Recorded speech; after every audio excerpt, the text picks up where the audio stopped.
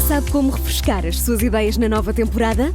Esta primavera faça upgrade à sua lista de podcasts. Fique sempre à frente da história e garanta hoje acesso antecipado aos Podcast Plus do Observador.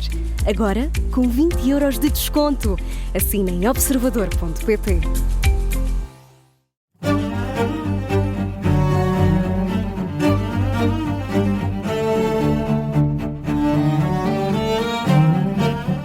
Este é o Querido Líder, o podcast da Rádio Observador dedicado à liderança. Juntámos 2 especialistas em liderança, professores, consultores na área, para discutir as melhores práticas, mas sobretudo para desfazer mitos. É o Jorge Medeiros, o consultor, e o Milton Sousa, que é professor na Nova SBE. Em cada episódio analisamos também a prestação de um líder ou de um aspirante a líder, neste caso de um almirante. Será Gouveia e Melo um bom líder? Vai ser ele o alvo da avaliação dos nossos especialistas neste episódio. E também temos os tão desejados conselhos. São conselhos essenciais para uma boa liderança e hoje vamos falar de disciplina. Confesso que a escolha do tema nada tem a ver com o almirante. Calhou ser disciplina neste terceiro episódio. E como sempre também temos um convidado, neste caso uma convidada, Filipa Pinto Coelho, presidente executiva da Joia Portugal e da Vila Convida. Vamos conhecer uma gestora que quebra barreiras e já vamos perceber melhor porquê. Eu sou o Ricardo Conceição e este é o Querido Líder. Bem-vindos, Jorge Medeiros e Milton Sousa, os nossos queridos líderes. Viva, Ricardo. Bem-vindos. O Jorge é consultor e professor, o Milton Sousa também, e é professor na Nova SBE. E estes nossos episódios arrancam sempre com a análise de um caso prático, num segmento a que chamamos Sim Chefe e Não Chefe. Ou seja, vamos avaliar virtudes e erros de liderança e nunca é demais lembrar que aqui, sobretudo para os nossos analistas de serviço, está a análise da forma e não do conteúdo do analisado. E esta semana vamos olhar para Gouveia e Melo. Milton, o almirante merece-te um sim-chefe ou um não-chefe? Obrigado, Ricardo. Eu diria que é um sim-pai. Sim-pai? Um sim-pai. E passo a explicar. Obviamente que há muitas formas de liderar, há muitos estilos de liderança. E ao pensar sobre este tema, há uma em particular que me parece se ajustar muito bem ao almirante Gouveia e Melo e chama-se liderança paternalista, que é verdade um conceito que tem sido bastante estudado. Daí o pai. Daí o pai. E, portanto, tem sido muito estudado em muitos contextos, até originalmente estudado muito no contexto asiático, que é uma forma muito própria de pensar a liderança, que até acho que se ajusta muito bem àquilo que é o nosso contexto cultural. E este tipo de líderes tem 3 características fundamentais. Uma delas é, desde logo, um forte ênfase naquilo que é disciplina e autoridade, que me parece ser um check relativamente àquilo que é o nosso almirante. Por outro lado, uma certa benevolência paternalista, ou seja, há uma preocupação com os outros, uma benevolência que se transmite de alguma forma nos seus atos. E eu acho que isso foi muito evidente também na forma como ele tratou do caso da pandemia. E por fim há uma certa superioridade moral que também se transparece, que me parece também ser muito central na forma como ele articula as suas ideias e na forma como ele se apresenta enquanto líder. Claro que tudo isso também depende muito da forma como definimos o que é um pai, né? Que é esta figura de um pai. E ainda nessa linha há todo um conjunto de estudos também que falam de 2 diferentes formas de ver a figura do pai. Esta figura de liderança paternalista, uma primeira imagem de facto benevolente, muito centrada em querer ajudar quem o segue, e uma talvez um bocadinho mais exploratória, um bocadinho mais exigente, mais preocupada com o respeito pela sua autoridade. E é aqui que eu ainda não sei muito bem onde é que se encaixa o nosso almirante, mas eu diria que, de certa forma, ele se alinha muito bem com esta abordagem de liderança paternalista, que é muito típico também, já agora, em culturas em que há uma distância ao poder muito natural. E, portanto, eu diria que é um sim-chefe, mas é talvez um sim-pai. Sim-pai. Jorge Medeiros, e a tua avaliação? Olha, eu pensei aqui trazer alguns temas e ir muito atrás no estudo da liderança. Quando se começou a estudar a liderança de uma forma mais estruturada, estamos a falar do início do século XX, e havia assim uma herança que se chamava a teoria do grande homem. E a teoria do grande homem, basicamente... Não me digas que vamos bater no pai também. Não vamos, e eu digo já onde quero chegar. Mas a teoria do grande homem era uma teoria que era essencialmente ou nasce assim, ou acabou. E, portanto, começou com um estudo de figuras históricas, etc. Portanto, se estamos a falar de estudos profundamente enviesados, este é apenas mais um exemplo.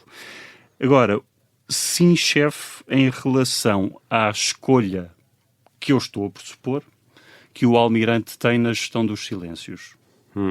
Portanto, se é uma escolha consciente de não ser sugado ou puxado para determinadas discussões, parece-me que é uma competência que se pode desenvolver. E se é uma competência que se pode desenvolver, já não estaremos a falar da teoria do grande homem, estaríamos a falar de outro tipo de liderança. Portanto, nesse aspecto, parece-me que sim. Acho que é importante trazer aqui também outros pontos, e uma vez que o nosso programa também está muito direcionado para pensar a liderança e para quem nos ouve pensar a liderança, acho que vale a pena trazer aqui uma distinção, e aviso já que vou ser muito simplista nesta análise, mas só para trazer aqui alguns pontos, algumas diferenças fundamentais entre o que é uma estrutura militar e o que é o mundo da gestão. E o que é o mundo da gestão, ainda para mais hoje, mais complexo, mais interligado, já falámos disto brevemente em episódios anteriores. Então o que é que nós temos? Na estrutura militar há uma hierarquia mais bem definida, com funções mais bem definidas e, portanto, a variedade ou a amplitude da liderança dentro da mesma pessoa, digamos que não é tão grande. Esse canal hierárquico, essa hierarquia vertical é inquestionável dentro da organização. É muito porque não se pode ter pessoas no terreno a questionar as ordens que vêm de cima. Portanto, quando o Milton está a falar de uma liderança paternalista, por definição, há uma parte disso que é inerente à estrutura militar. Onde é que eu quero chegar com isto? É que é importante fazer esta distinção, porque se nós temos uma estrutura que está treinada e capacitada para nos obedecer e para questionar pouco as nossas ordens, até que ponto é que a reflexão para o mundo da gestão é se isto é transponível para o mundo da gestão? Eu quero deixar esta pergunta no ar, acho que fica aqui... É um ponto interessante, Jorge, porque no fundo, quando nada é posto em causa nunca, se calhar o líder militar acha que faz tudo bem. Diz o jornalista. Eu estou a fazer perguntas. E muito bem. Eu estou a fazer perguntas. Neste querido líder, ainda vamos conversar com uma gestora que acredito faz a diferença todos os dias na vida de muitas pessoas, e a Filipa Pinto Coelho mostra que isso é possível, já vamos conhecer melhor. Aproveito este momento para deixar aquele pedido especial que vamos aqui deixando sempre em cada episódio, clicar em seguir este podcast na aplicação que habitualmente usa para ouvir podcasts, Apple Podcasts, Spotify, YouTube, enfim. E já agora, se gostou deste episódio ou de outro, por que não partilhá-lo com um amigo ou um familiar? Não é preciso partilhar com todos, às vezes com um ou com outro é mais eficaz. Está na hora de irmos aos tão ansiados conselhos de liderança no segmento que, no fundo, dá nome ao nosso podcast, Querido Líder. E hoje temos um tópico muito importante e muito associado à liderança, disciplina. Hoje vamos falar de disciplina. Milton, um bom líder deve disciplinar ou ser disciplinado? Uma excelente questão. Eu acho que não podíamos ter escolhido melhor líder hoje para falar deste tema. Mas calhou. Foi coincidência. E eu queria aproveitar também naquela deixa que o Jorge deixou há pouco, desta questão que tem a ver com esta disciplina inquestionável que existe, ou pelo menos uma hierarquia inquestionável que existe dentro do contexto militar, que a meu ver até permite criar espaço para maior liberdade também. E portanto é muito curioso porque, já que estamos a falar de almirantes, tive a oportunidade também uma vez de assistir a uma sessão com o almirante Mendes Calado, o anterior almirante, em que lhe perguntaram o que é que tinha sido o segredo do seu sucesso enquanto militar, e houve uma coisa que ele disse que surpreendeu muita gente, que foi a liberdade que tinha dado às pessoas. E eu achei aquilo muito interessante, como é que ele conseguia conciliar dentro desta lógica muito hierarquizada de uma autoridade inquestionável, como é que ele conseguiu conciliar esta mensagem de que é precisamente por ter um contexto desta inquestionável liderança que tem mais espaço para dar liberdade também. E essa liberdade conquista as pessoas e dá-lhes eles também maior motivação para depois me seguirem quando é necessário. Eu achei aquilo muito interessante. Portanto, há aqui uma certa lógica paradoxal entre disciplina e liberdade, que é muito interessante. E já agora, só uma nota também muito rápida. Quando pensamos, há um termo que se usa muito nos dias de hoje, já há alguns anos, né, que é o termo VUCA, né, que é esta coisa que se diz que é um mundo volátil, incerto, complexo e ambíguo, que hoje em dia se São transformou... quatro sinónimos, basicamente, exatamente, a mesma coisa. Mas há um outro termo que é o BUNY, que é o brittle, anxious, non-linear, incomprehensible.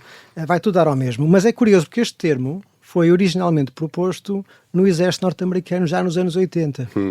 E era o reconhecimento que esta ideia tradicional do planeamento muito delineado e muito estruturado, que é típico daquilo que é o contexto militar, por si só não chega, não funciona. Né? Já o Eisenhower dizia que os planos não servem para nada, mas planear é fundamental. Exatamente. E, portanto, há aqui a necessidade de sermos, se calhar, de alguma forma, prover uma indisciplina disciplinada e de criar simultaneamente com uma estrutura muito forte em termos de uma grande disciplina em termos daquilo que é a nossa missão, os nossos valores, a nossa identidade, o nosso propósito, e dentro desse contexto criar espaço para que haja uma certa indisciplina, eu diria agilidade, para que as pessoas possam pensar por si, tomar decisões no momento da ação e no momento em que é necessário. E, portanto, autonomia. É a coexistência entre os dois. E, na verdade, um necessita do outro, Jorge, diria eu. Eu lembrei-me, entretanto, duas coisas do McNamara, quando o JFK traz o McNamara, aquele menino gênio, que era um prodígio do controle de gestão. Controle de gestão, isto é uma atribuição agora, não é depois. Mas uma das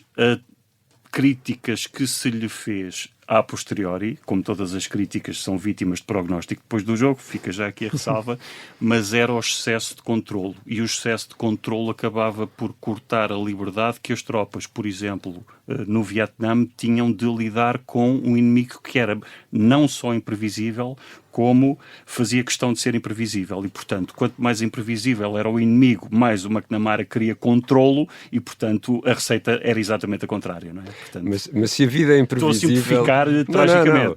Mas se a vida é imprevisível e nós temos essa tendência de disciplinar e de ter tudo controlado e de querer ter tudo controlado, onde é que fica o equilíbrio entre a necessidade de disciplinar uma equipa, vou dizer assim, e dar-lhe espaço para ela evoluir? Eu acho que aqui o termo é mais apropriado falarmos de capacitação.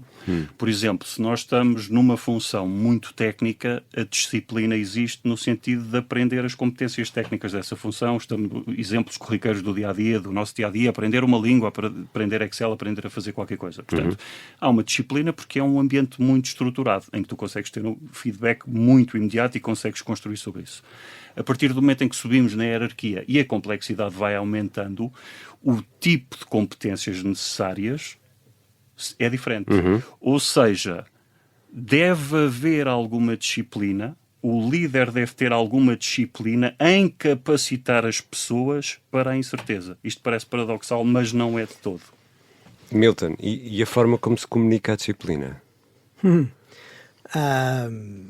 Ainda bem que perguntaste ao Milton e não perguntaste a mim. Foi de propósito. Não, é de facto uma questão importante, desde logo com autenticidade, com respeito e ouvindo, não é? Porque aquilo que é fundamental, diria eu, também é perceber o contexto de cada um e o que é que essa disciplina quer dizer no contexto de cada um.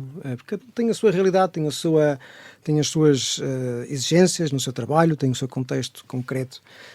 E as regras têm que ser sempre interpretadas à luz daquilo que é a realidade de cada um. Aquilo que eu assisto é que, de facto, há cada vez uma maior agilidade nas organizações, o que não é a ausência de disciplina, mas é cada vez menos regras, mas aquelas que temos, e as poucas que temos, têm que ser muito bem defendidas e muito bem comunicadas. Há uma empresa em Portugal, que eu não quero também aqui estar a passar à publicidade, que tem um pequeno livro das poucas grandes regras que devemos seguir, não é?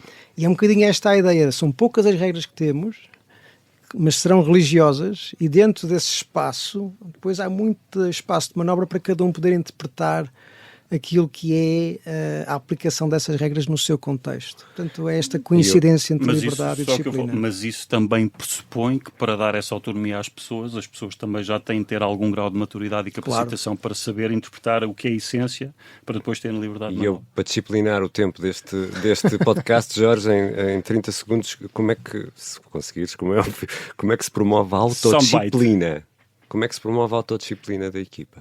com resultados? Não necessariamente. Eu em 30 segundos não vou conseguir responder, mas fica aqui uma para outro episódio mais à nota frente. rápida. O que é que nós estamos a valorizar? É o resultado, exclusivamente o resultado, ou é o processo? E muitas vezes nós pomos um peso excessivo na valorização do resultado e damos a mensagem absolutamente errada à equipa. Portanto, fica aqui esta nota. Se me permite só aqui uma chega muito rápida, porque acho que há aqui uma nota muito mesmo importante. rápido, Muito rápido. Professor sim, Milton, senão levas com a disciplina. Eu acho que em inglês é mais fácil falar disto, mas fica aqui a distinção entre o que é um output e um outcome. E aquilo que nós vemos muito e cada vez mais naquilo que é uma liderança mais sofisticada é focar mais nos outcomes. O que é que isto quer dizer?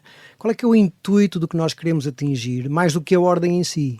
Portanto, se eu for muito claro naquilo que for a missão final, isto até é a lógica militar, se enquadra aqui muito bem, mais liberdade eu posso dar às pessoas para no momento poderem decidir por si. Mas se isso não for claro, eu não vou poder decidir.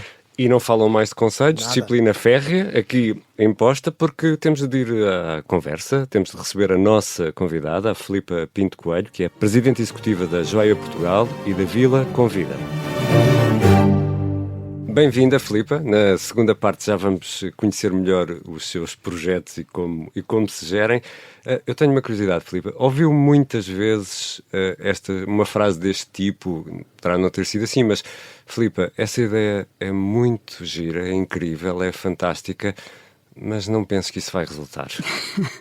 Olá, obrigada outra vez por este convite tão bom para estar aqui. Sim, ouvi mais do que uma vez.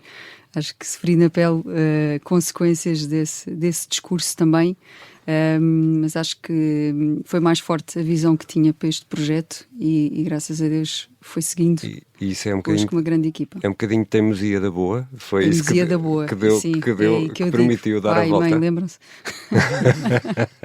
Foi isso que permitiu dar a volta? Foi, acho que sim, acho claramente que sim. Não consigo explicar de uma forma muito objetiva aquilo que foi mesmo ver que era o caminho certo, era esta a estratégia e pronto, e depois a sociedade acabou por ajudar a provar que isso que era verdade. E já vamos perceber melhor porque é que esta teimosia é tão boa. A conversa com a Filipa Pinto Coelho será publicada em podcast na próxima quinta-feira. Fica aqui um aperitivo desta conversa com a Presidente Executiva da Joia Portugal e da Vila Convida. E achei que ia morrendo, literalmente. A sensação foi olhar para o chão e não ver nada. Parecia que estava num buraco escuro, sem dúvida nenhuma, que foi esse momento, quando vou buscar o meu filho à escola, aqui na Praça de Espanha, e naquele momento, naquele dia, liga-me o Ian Bucay, e eu, sem saber o que dizer, porque entanto ele tinha posto arquitetos, tudo, projetos 3D, tudo e mais alguma coisa para transformar, e eu tive que lhe dizer que o sítio onde nós estávamos, afinal, tinha voltado com a palavra atrás.